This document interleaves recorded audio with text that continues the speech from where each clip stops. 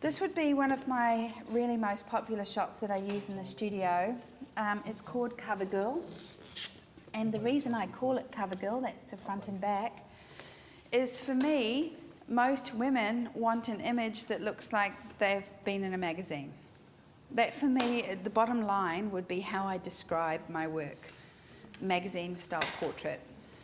They want to look like they're on the cover of a magazine, and the cover of a magazine has one composition really, and that composition is from here to here, doesn't it? Okay, so it has like a half body composition. So really there's only two compositions. There's just above the eyebrows and to the breast line, which is about there. That's that real tight CoverGirl crop. And then there's the top of the head to the waistline, so you can start to see where the waist starts going out again, which gives you a nice taper. And then there's the top of the head up a little higher to mid-thigh. Those are my three compositions, 1, 2, 3. So the idea with CoverGirl is that it is this shot here. And you can see with these four, I don't have a lot of room to move here. This is not a multiple shot pose, but it is a guaranteed buyer, which means that once you nail it, you've sold it. If they have long hair, then obviously we blow the hair if we can. Yeah. Now something that you're not going to see, because I can't tip the camera, or can I, is, how do I put this down? Can you remind us, Sue, what lens you're using? This is the 24-105. Thank you. Because it has thing. God, Tobin, did you just do that up real tight? No, that was Mark. Can you come Strong and fix man. it? Did you just squeeze that? Okay, I don't shoot on a tripod, and this is why. Quick question for you then. Yeah. From Wonder Flare. Why can't Sue use a tripod? That's not the question. When composing in camera, what crop ratio are you typically thinking about for print? I crop in camera constantly. I only crop in camera. I'm really guilty of that. That is not necessarily a good thing. I crop in camera because, I don't know, maybe it's a habit, but the problem is it's actually a negative if I need more space. I will often bring my camera crop in right into that tightest crop just above the eyebrows, and if my client's partner says you've cut her head off, I'm screwed. That's it. There is no option to go back there. I've learned as I got older to come back a bit, because in the early days I would just bounce straight in and crop everything as tight as I could, and it does work against you, but at the same time I never crop any of my images. I do it all in camera because I think the angle changes quite significantly. All right, so let's look at this. No, keep asking. Specifically for print then, are you printing then the same ratio that you're shooting? Yes, 8x12 generally. Great, thank you. Always.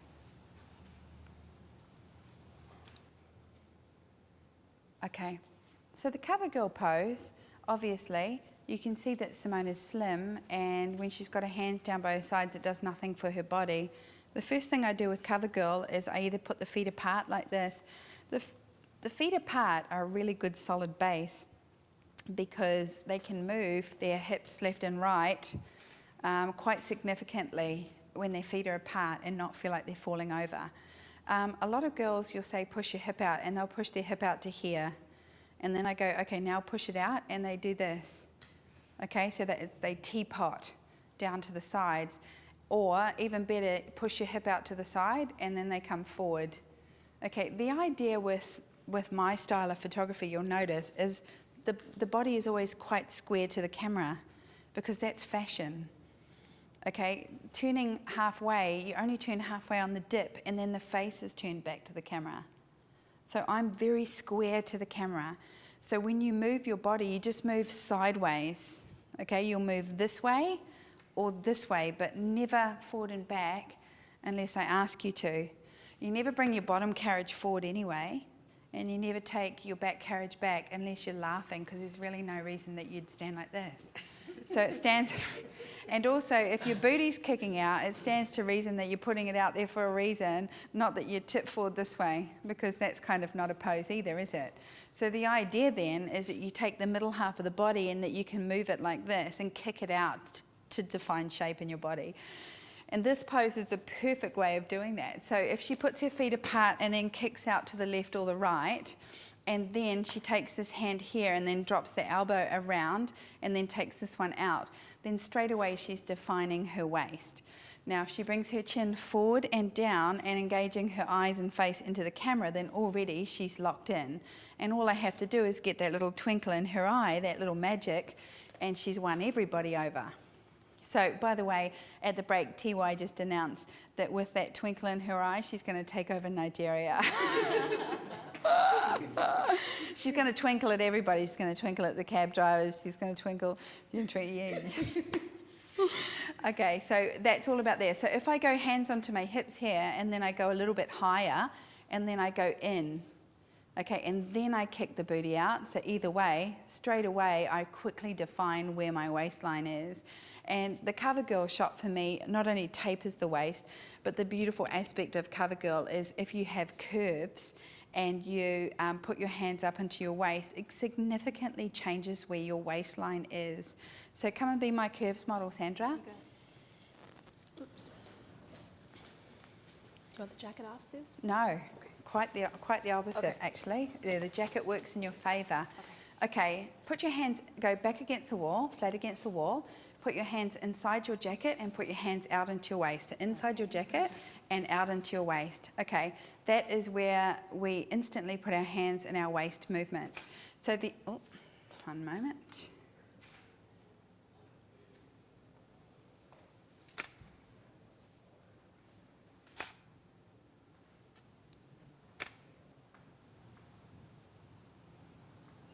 Okay. So that's where we put our waist, because that's how it works for everybody. Now what I want you to do is create a faux waist. So you're going to lift your hands up into here, Inside the jacket? higher, and then inside into your waistline, more. Okay, now straight away we change where the waist is. And this is such a great one in my curves manual. You see such a significant change as where do we see the waistline go? Because if I stand beside you, so scooch over so I can fit into the frame. If I stand beside you and my arms out here, and then I bring them into here, and then I work my hips and waist this way, and then my chin forward, then straight away I'm shifting the focus of where my waistline is. And so I'm always trying to get people to create a faux waist, so higher than the normal waist, in further. And if you're wearing a jacket or a wrap like that, it works in your favour, because the further you bring it in, the further you can create a waistline that tapers straight away. Okay, so my Covergirl shot, back to Covergirl Simi. Thanks, Sandra. Back to my Covergirl shot. Being a one-hit wonder, interestingly enough about this shot is, I'm going to take this off again. Oh, John, how did you do that? I got it. I'm just going to show you how to do this. I'm going to do this. Okay, it's not in footage. I'm going to take a still. But I want to shoot this slightly horizontal. Sorry, horizontal. Slightly asymmetrical. And the idea is, see that? Okay, what I'm trying to do here is I want to make it look like a magazine, so I shoot it off to the side. It looks fantastic. All the cameras just realise that. She did not just do that. Okay, yes, I did. Okay. Bloody hell, Mark, come and put this on here. Row it out. I think the last time I had a tripod in the studio, I might have thrown it out the door. Okay, so the idea is I want it to be the only symmetrical hand pose in my manual is shot asymmetrically. Why? Because it's fashion. Okay, that is fashion. Fashion is slightly off-center. And I love asymmetry in images, because symmetry in images does not look cool. Anytime, the only two times my hands are symmetrical is when they're both on the waist or both on the face, and either of them are shot slightly off-center. Really, really, really important.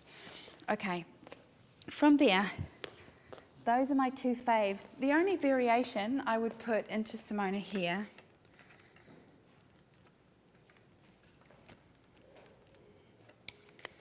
Gee, you muscle that? Okay, do that again. Tighten it. Not too tight. Too tight. Okay, yeah, leave it there. Leave it there.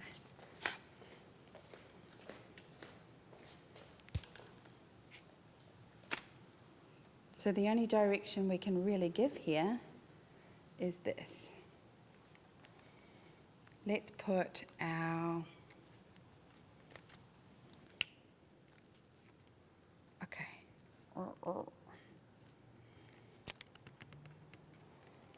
Okay. Let's put our hands onto our waist, like there, that's the one. Long chin forward, dropping those shoulders, don't push your elbows back, pushing that chin forward, eyes down, relax your mouth, eyes up. That to me is a Covergirl shot. That to me is when you just do that quintessential tight crop, slightly off cover shot. From there, let's bring the feet together, cross your knee over, and now I just want you to come towards me with your shoulders.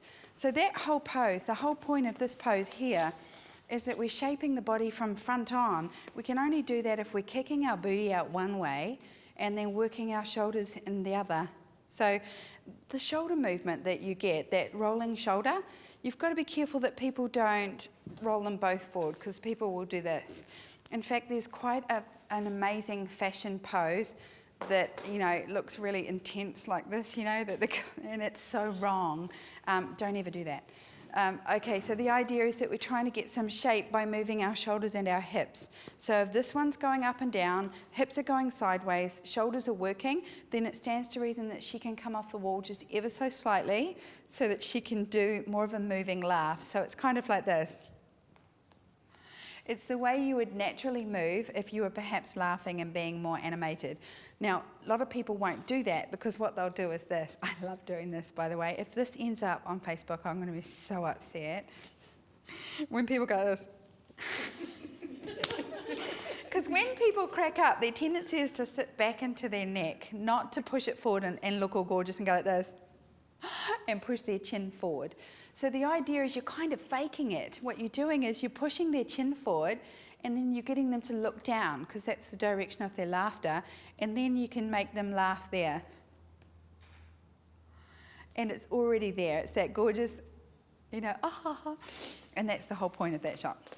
So those are really only the two hit wonders that I do with Covergirl, because Covergirl leads on to freestyling. Freestyling is tomorrow. Okay, so we'll freestyle tomorrow. For now, I want to move on from Covergirl. This is one of my biggest sellers in terms of A, slimming, B, shooting a mother and daughter or a couple or sisters. And what I've done here is I've taken this. Mark, come and drop this down for me.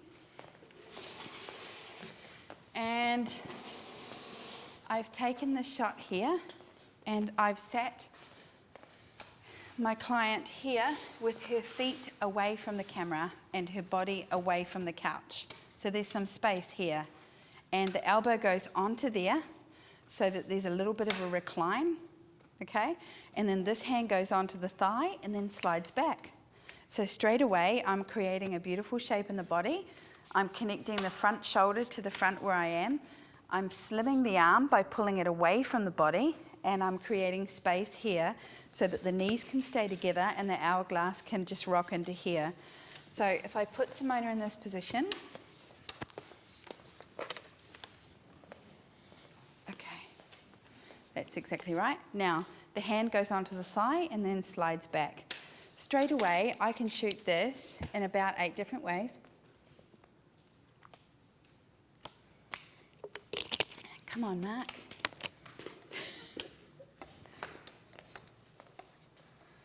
Oh no, not that far down. Okay, let me hand hold it. Pull it out and press the button. And I'll show you where I'm going to put it and then you can adjust it while I'm shooting. Okay, so what I'm going to do now is I'm just going to see where this is.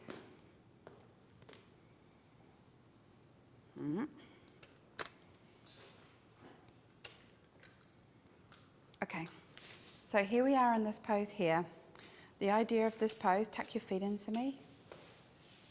The idea, of course, of this pose is that she can work her shoulder forward so that you've got that beautiful sexy line right there.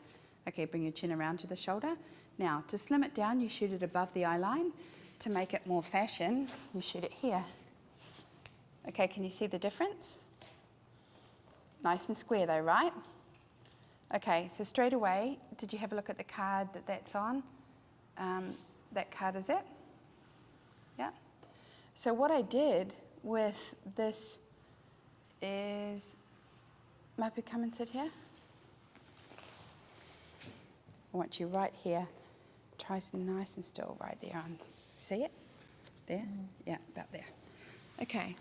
What I then do is I put the other person in the shoot, so sit forward, and they come forward with their legs apart, and then the elbow then goes into here.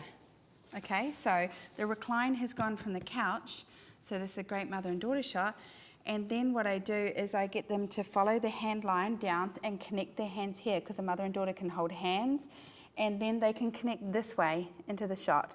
So that's exactly what the card is doing. They're doing the same recline, but they're sitting behind them. Now, at this time here, yeah?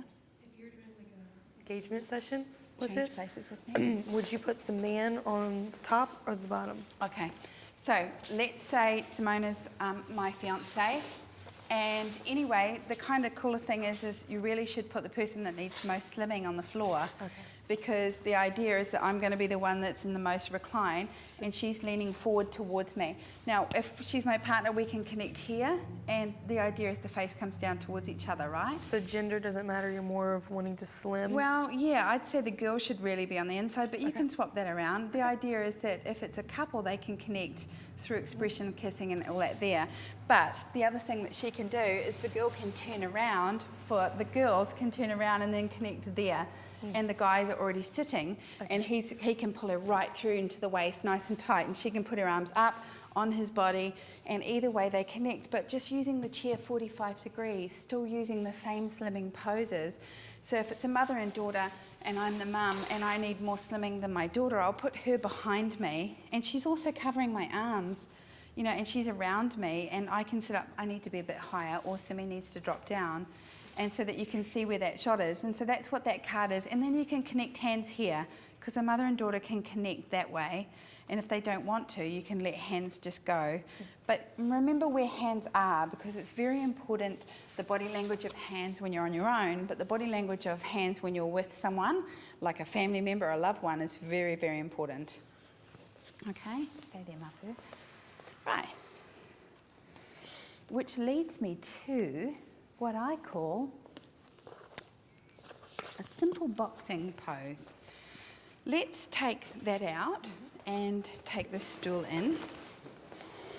The idea with a simple box pose, I'm actually going to use that stool if it's okay, is for me, I want anything that I can get people to move around on. Okay, so there are only so many things, angles and shapes the human body can make. But one of the coolest ones, come over here, Mapu, and stand up a little and just hold it low. One of the coolest things is on a simple box like this is that you can create these shapes. So I'll do it with you because you're in jeans, but the one that's in there, she's got her hands on this thing and she's just working her shoulders. So I'll take any pose that I can work my arms. Okay, so if I can sit on a simple box like this and use the legs, if it's a guy, I would bring him forward into this position so he's got his arms open. If it's a girl, I would have her working her shoulders and rocking her shoulders this way. But basically, if it's a young girl, I would get her to put her knee up. So come and sit here, Simi. Okay, from there, slide your bum to the back of the chair. Oh, first we'll do the first pose.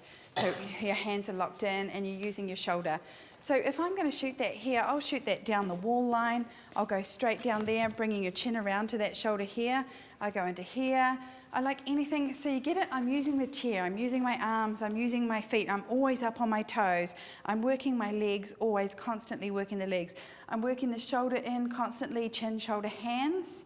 hourglass is not really relevant. For this one here, if it's a guy, feet apart, drop down, elbows out.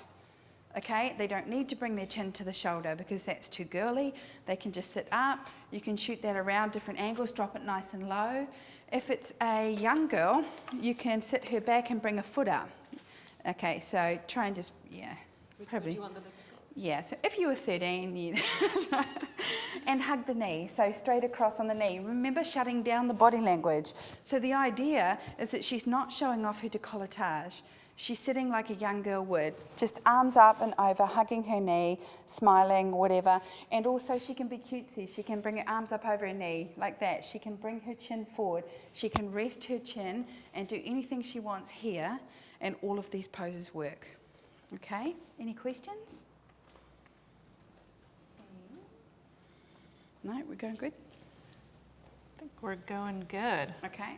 If nobody wants to stop and ask me anything? I just keep talking?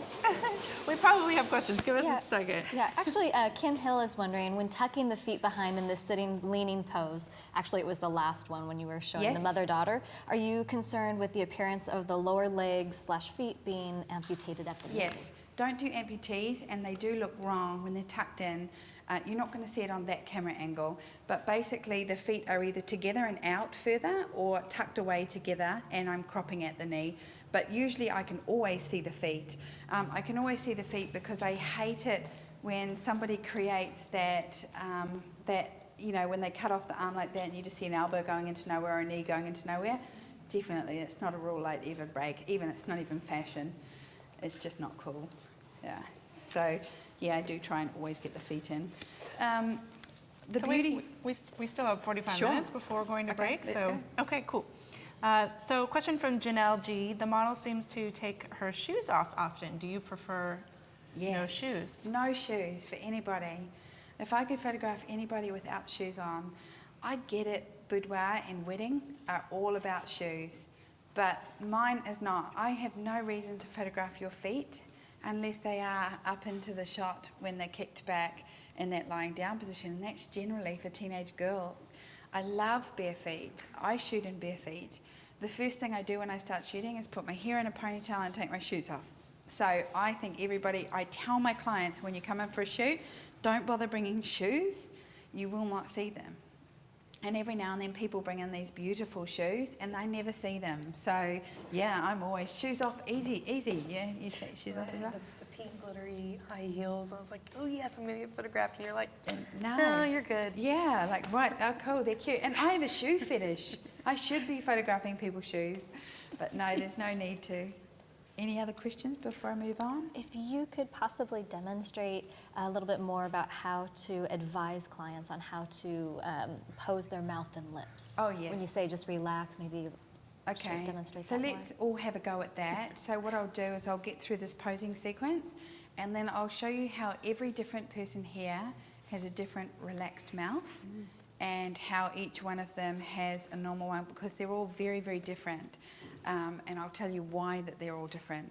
Because you'll notice something, particularly because A, Simona and I work together a lot, and B, I taught her how to shoot. So we both have a very similar thing. So without looking at each other, look straight ahead. Do a completely chin forward, eyes up, relaxed mouth.